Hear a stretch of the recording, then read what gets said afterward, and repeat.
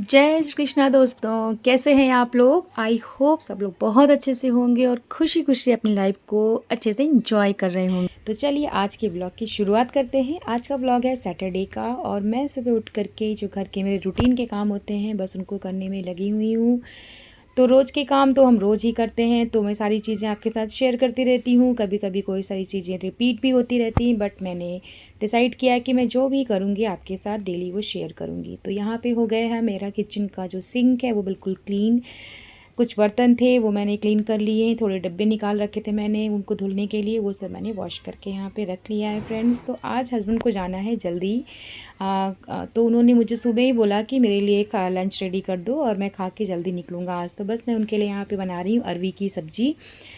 अरवी की सब्ज़ी आप लोग कैसे बनाते हो? हमारे वहाँ तो 2-3 तरीके से बनती है, ड्राई बनती है, ग्रेवी वाली बनती है और एक फ्राई करके भी बनती है। तो चलिए मैं फटाफट से यहाँ पे हस्बैंड का लंच रेडी कर रही हूँ फ्रेंड्स। सिंपल सा ही खाना बना रही हूँ सुबह सुबह। सब्जी अरवी की सब्ज़ी है, रोटी ही रहेगी और सलाद रहेगा काकड़ी यानी खीरे का। तो अभी फटाफट से मैं ये निपटा रही हूँ। आज है सैटरडे का दिन, ये व्लॉग सैटरडे का है फ्रेंड्स। अरवी की सब्ज़ी देखिए, इसकी जो ग्रेवी होती है ना, क्योंकि अरवी बहुत स्टिकी होता है तो वो थिक हो जाती है। तो यहाँ पे ये थिक हो गई है तो मैं इसको भी थोड़ा सा लाइट करूँगी वाटर ऐड करके और थोड़ा और बॉयल करूँगी। तो मैं वही बोल रही थी फ्रेंड्स, आज सैटरडे है, बाकी का आज 1 घंटे की क्लास होती है स्कूल में कम्युनिकेशन स्किल की, तो वो उसके लिए गई और यहाँ पे हो गई मेरे हस्बैंड की लंच की थाली रेडी। चलिए उनको दे देती हूँ खाने को। वो खा करके निकल गए ऑफिस और मैं यहाँ वापस से लग गई किचन में। जो थोड़े बर्तन निकले थे वापस से उनको धुलने में, क्योंकि सिंक जब भर जाता है ना तो देख करके बहुत फ्रस्ट्रेशन होती है। तो हम थोड़ी सी लेज़ीनेस के चक्कर में हम ये चीज़ें कर देते हैं और बर्तन फिर एकदम से सिंक में भरते चले जाते हैं। तो मैंने अब डिसाइड किया है कि थोड़े थोड़े ही सही करके मैं जो भी बर्तन निकलते रहेंगे उनको धुलती रहूँगी और सिंक कोशिश करूँगी कि क्लीन रहे और खाली रहे।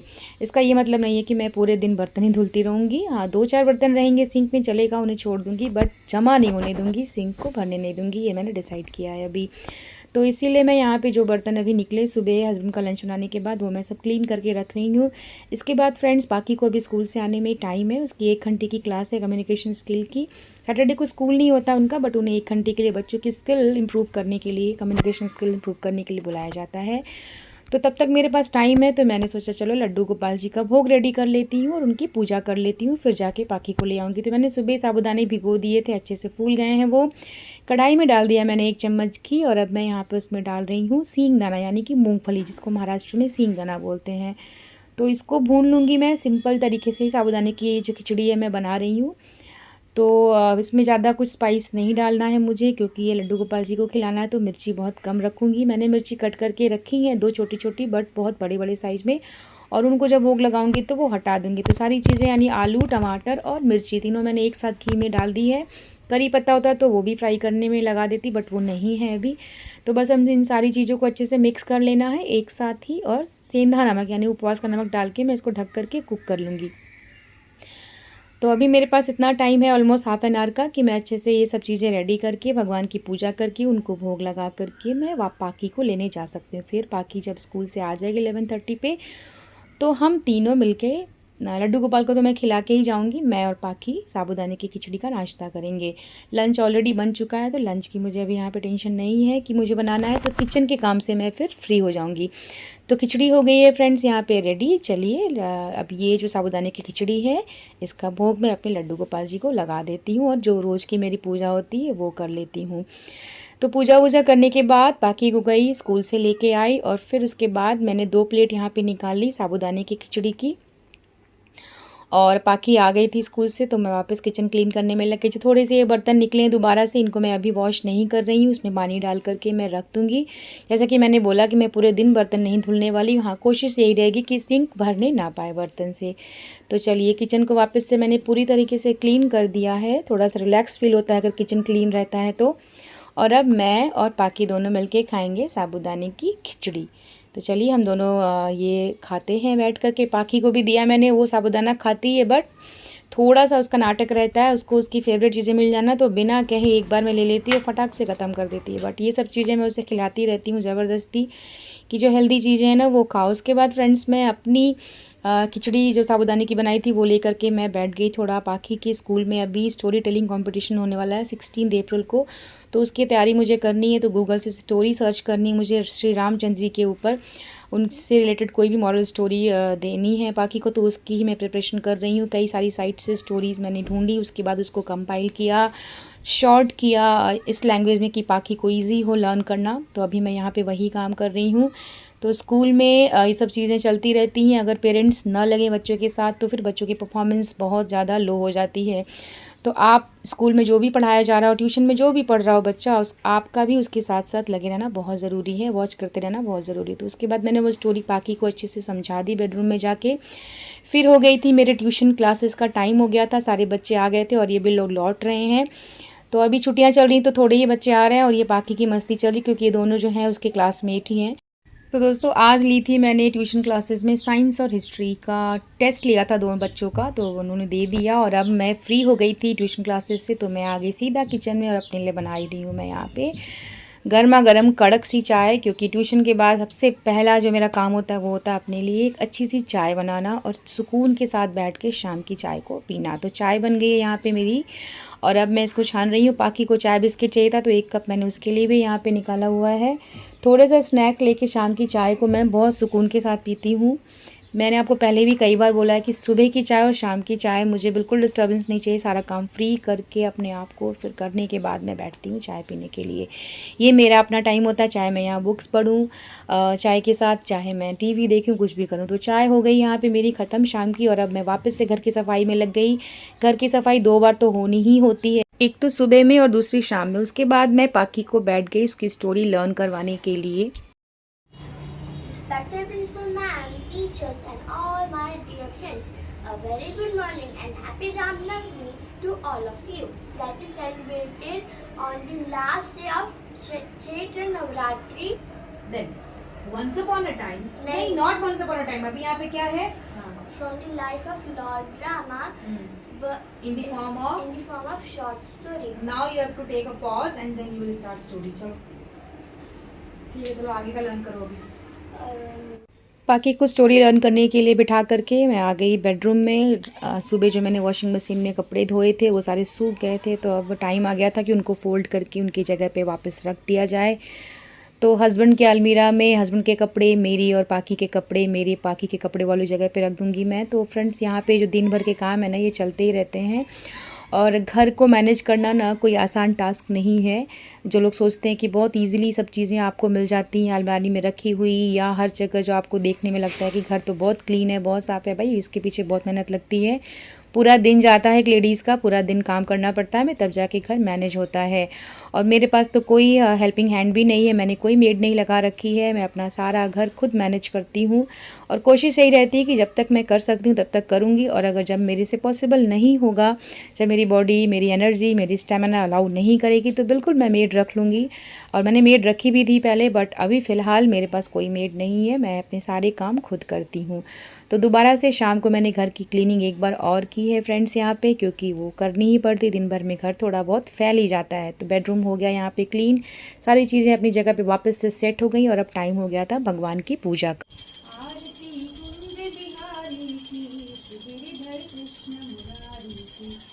तो शाम को भगवान को दिया दिखाने के बाद, भगवान की पूजा करने के बाद फ्रेंड्स वापस अब मुझे जाना था किचन में, क्योंकि अब हो गया था डिनर का टाइम।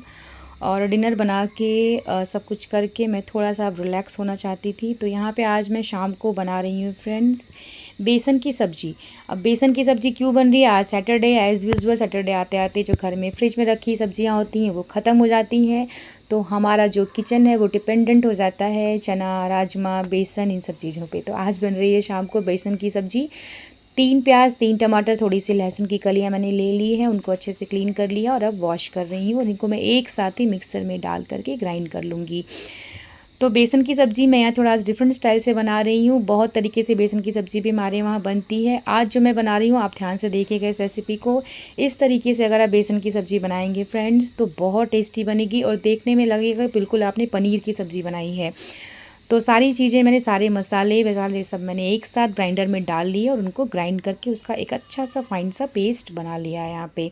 तो मसाला हो गया फ्रेंड्स यहाँ पे रेडी और अब मैं बनाने जा रही हूँ बेसन का घोल। तो उसके लिए मैंने 2 बड़े चम्मच यहाँ पे बेसन लिया है, उसमें डाली है हल्दी और सॉल्ट। बाकी इसमें मुझे कुछ नहीं ऐड करना। अब मैं इसमें पानी ऐड करूँगी और इसका एक पतला सा घोल रेडी कर लूँगी अच्छे से मिक्स करते हुए। लम्प्स नहीं होने चाहिए, इसमें ज़रा भी गांठें नहीं होनी चाहिए।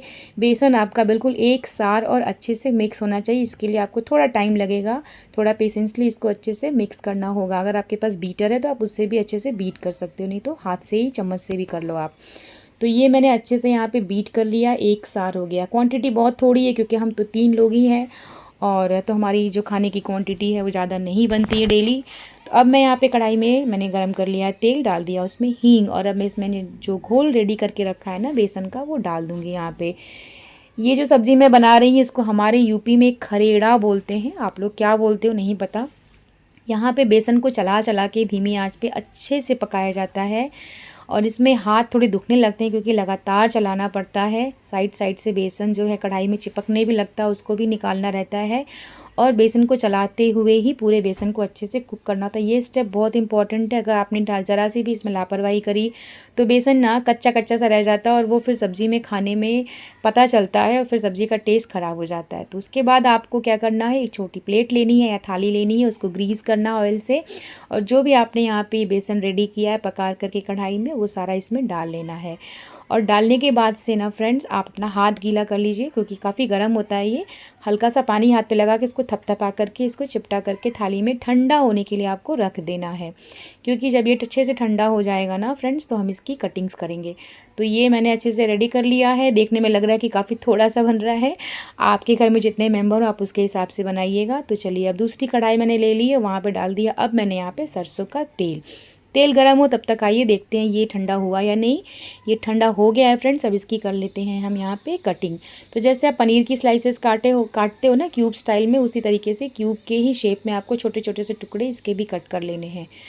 तो ये हो गया हमारा यहाँ पे कटिंग करके रेडी, अच्छे से जम गया है, ठंडा हो गया है ये, और बहुत ईजिली नीचे से निकल भी गया। तो ये सारे पीसेस मैंने यहाँ पे कट कर लिए। चलिए अब इनको कर लेते हैं हम उस सरसों के तेल में फ्राई, जो मैंने अभी जस्ट कढ़ाई में डाल के गर्म किया है। एक साथ ही इसको फ्राई कर लीजिए आप। इसमें एक और चेंज कर सकते हैं, अगर आप चाहें तो इसके ऊपर बेसन की कोटिंग कर सकते हैं, मीन्स बेसन के घोल में इसको लपेट के भी तल सकते हैं, ये वैसे भी बनता है, बट मैं यहाँ पे इसको बिना लपेटे डायरेक्ट फ्राई कर रही हूँ तेल में। अच्छे से इसको लाल यानी गोल्डन ब्राउन होने तक आपको इसको भून लेना है। अब तक ये रेडी होता है तब तक मैं इधर आटा भी गूंद रही हूँ, क्योंकि अभी खाने का टाइम हो गया और हस्बैंड भी आ रहे होंगे। पाखी भी बोल रही थी मम्मा भूख लग रही है, खाना बनाओ, तो फटाफट मैंने आटा गूंद लिया। इस सब्ज़ी के साथ चावल बहुत टेस्टी लगता है, तो मैं और पाखी तो चावल से ही खाने वाले हैं इस सब्ज़ी को। तो मैंने यहाँ चावल भी धो करके भिगो के रख दिए हैं, और अब देखिए ये अच्छे से फ्राई हो गया है तेल में। तो इसको अब यहाँ से आपको निकाल लेना है। जो बचा हुआ तेल है ना फ्रेंड्स, उसमें अब डाल देंगे हम जो हमने मसाला पीस करके रखा है मिक्सर में, वो सारा डाल देना है। अच्छे से मसाले को भूनना है, कुछ भी अब ऐड नहीं करना, क्योंकि अपने सारा मसाला एक साथ ही पीस करके रखा है। तो अच्छे से मसाले को भूनिए। अच्छे से जब मसाला आपका कुक हो जाए तो बस जो हमने यहाँ पे पीसेस फ्राई करके रखे हैं सारे, वो सब इसमें डाल देंगे। लेकिन इधर देखिए दूसरी तरफ मैंने गैस पे चावल रख दिया है कुक होने के लिए। तो जितनी देर में मेरी सब्ज़ी बनेगी, सब्ज़ी में थोड़ा टाइम लगता है पकने में, तब तक मेरा चावल भी रेडी हो जाएगा। तो मसाला हो गया है यहाँ पे ऑलमोस्ट रेडी। थोड़ा और इसको ड्राई करेंगे अभी। इसका मसाला जब पूरी तरह से ड्राई हो जाता है ना फ्रेंड्स, तो उसके बाद ही इसमें हम वो जो टुकड़े हैं वो डालते हैं। तो बेसन की सब्ज़ी टेस्टी बहुत लगती है खाने में, बस हाँ टाइम टेकिंग होती है, थोड़ा टाइम लगता है। इतने में हस्बैंड का फ़ोन आ गया कि मुझे आने में लेट हो जाएगी, आज सैटरडे है तो तुम दिया लगा देना। वो एक्चुअली हर शनिवार को बाहर दिया लगाते हैं मंदिर में, तो आज वो नहीं आ पाएंगे। तो जब वो नहीं आ पाते हैं तो मैं घर में ही इस तरीके से एक मिट्टी का दिया रेडी करती हूँ उनकी तरफ से, और घर के बाहर जो मेरे प्लांट्स लगे हैं बालकनी में, मैं वहाँ पे जाके उसको रख देती हूँ। तो आज वो लेट आने वाले हैं, उन्होंने फ़ोन किया, तो बस अब मैं उनकी तरफ से ये दिया लगा रही हूँ और बाहर बालकनी में रख रही हूँ। तो इस तरीके से गैप भी नहीं होता है, जो रिचुअल हम फॉलो करते हैं। मतलब हस्बैंड नहीं कर पाए तो चलो उनकी जगह मैं ही बाहर लगा देती हूँ दिया, मंदिर ना जाके। तो यहाँ पे मैंने दिया लगा दिया है, और अब वापस से मैं आ गई हूँ फ्रेंड्स किचन में। मसाला अच्छे से भुन गया है। अब डाल दिया है मैंने इसमें नमक, और नमक डालने के बाद आपको इसको फिर से थोड़ी देर और चलाना है ताकि नमक अच्छे से मिक्स हो जाए। थोड़ा पानी छोड़ता है नमक डालने के बाद से मसाला। और अब इसमें वो सारे पीसेस जो हमने फ्राई करके रखे हैं बेसन के क्यूब्स, वो सारे इसमें मिक्स कर देने हैं, अच्छे से मिला लेना है आपको। ये ऐसे खाने में भी बहुत टेस्टी लगता है रोटी या पराठों के साथ, बट मैं यहाँ पे ग्रेवी वाला बना रही हूँ। तो अब हम यहाँ पे ऐड करेंगे वाटर। अच्छे से पानी ऐड करिए, क्योंकि ये जो बेसन है ये फूलता है और सारा पानी एब्जॉर्ब कर लेता है। तो यहाँ पे ग्रेवी बहुत अच्छे से लगानी है, क्योंकि आप कितना भी पानी डालिए, पकने के बाद सारा जो पानी है वो बेसन अपने अंदर सोख लेता है, मीन्स एब्जॉर्ब कर लेता है। तो आप देखिए बेसन की सब्ज़ी यहाँ पे मेरी रेडी हो गई है, ग्रेवी भी थिक हो गई है, काफ़ी पानी जो है बेसन ने एब्जॉर्ब कर लिया है। तो चलिए अब इसको हम खाली कर लेते हैं एक दूसरे बोल में। तो ये हो गई जी मेरी सब्ज़ी यहाँ पे रेडी। अब इसको गार्निश कर रही हूँ मैं ग्रीन धनिया से। सब्जी बहुत बहुत टेस्टी होती है। आप अगर किसी को ना बताओ ना कि ये बेसन है तो वो बिलीव ही नहीं करेगा, इतनी टेस्टी लगती है खाने में। और देखने में ना लुक वाइज तो ऐसा लगेगा जैसे आपने पनीर की सब्ज़ी बनाई, जैसे कि आप देख सकते हो यहाँ पे बिल्कुल पनीर के क्यूब्स ही लग रहे हैं देखने में। तो आप भी ट्राई करिए इस तरीके से बेसन की सब्ज़ी बनाना, देखिए सब तारीफ़ करेंगे।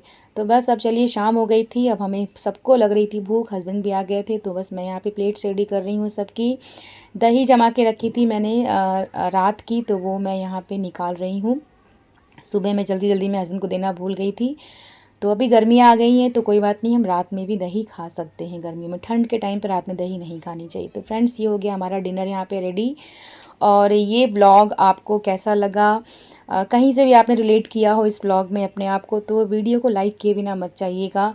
और चैनल पे न्यू है तो चैनल को सब्सक्राइब किए बिना मत जाइएगा। तो मेरा ऑलमोस्ट रात का काम यहाँ पे हस्बैंड को खाना देने के साथ ही फिनिश हो गया। मैंने और पाखी ने भी खाना खा लिया, फिर मैंने किचन क्लीन किया और उसके बाद मैं आ गई वापस से दही जमाने के लिए।